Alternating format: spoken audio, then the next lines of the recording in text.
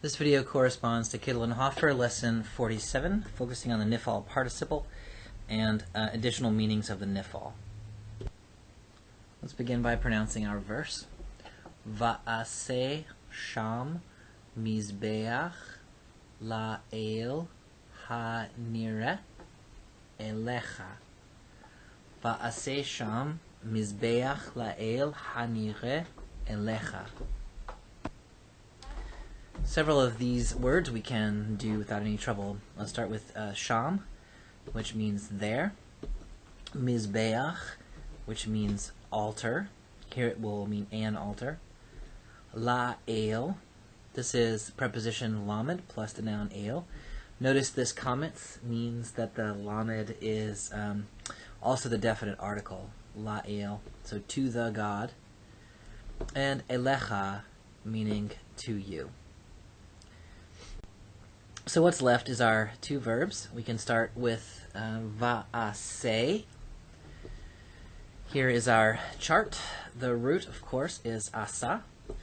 The stem and form. Notice that here we have a shva under the first root radical. This is typically the indicator of the imperative, and in this case the kal imperative. So this is from the prefix form ta'aseh, and then the ta has been removed, it's leaving us aseh. This is the masculine singular imperative, and this vav is actually just a vav conjunction. It's a patach because of that shva under the ayin. So this just means and make, or one could translate and do, although in this verse and make will make more sense. Alright, now here's our second verbal form, ha-nireh. So the root here is fairly clear. This is the root ra'ah, meaning to see. The stem, indicated here by the nun, which has been prefixed, so performative nun. So we're in the nifal stem. Now, in terms of the form, you will notice here we have a hey patach and a double. So this is a definite article. The only verbal form that will take a definite article, of course, is the participle. This one is masculine singular, and it has a definite article. So this means, ra'a means to see, nifal, to be seen, or to appear. And so here we have the one appearing, or the one who appears. So now we're in the position to translate the whole verse. Va'aseh sham mizbeach la'el ha'nireh elecha. And make there an altar to the God, that is, the one who appears to you. Notice that la'el ha'nireh, this is a attributive participle. So to the God appearing to you, or to the God who appears to you. So good translation, and make there an altar to the God who has appeared to you, or who is appearing to you, depending on the context. Alright, so we've introduced now the nifal participle. Let's take just a second to look at how the participle forms in different roots. So our strong root pakad, the participle looks like this, nifkad. We can compare this to the affix, which is nifkad. Notice here the difference is kametz in the participle, patach in the affix. So very, very similar. Participle nifkad, affix nifkad. Amad root in the nifal is ne'emad.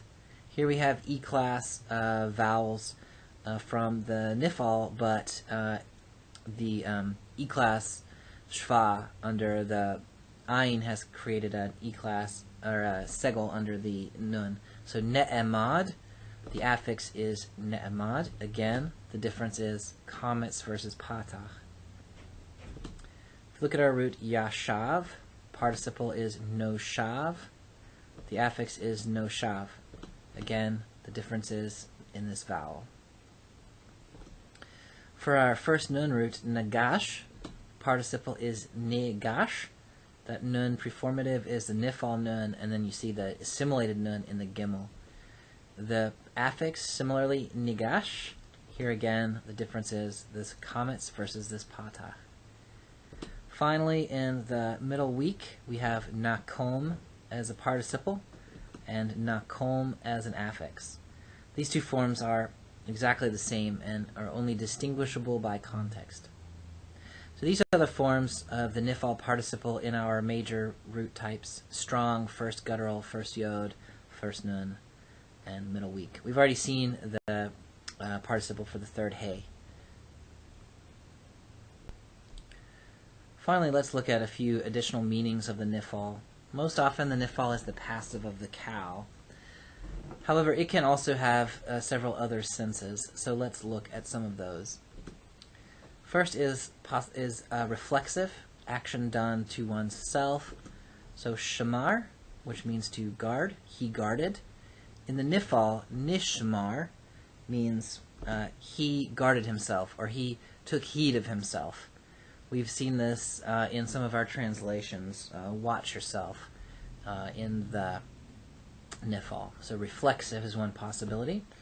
Second is reciprocal. This is action done with another individual or group of individuals who are returning the same action to you.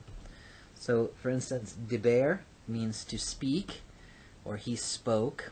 In the nifal, the same root, nidbar, means to speak with someone, to converse.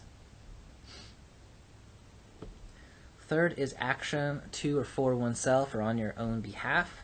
So sha'al, he asked. Nish'al, he asked for himself. Finally, to express an emotional state.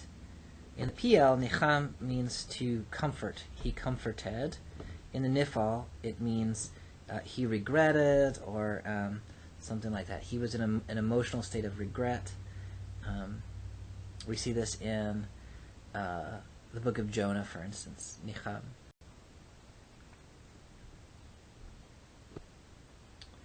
So that is the end of lesson 47, and this is the last lesson for the quiz on next week. So I will see you in class next time.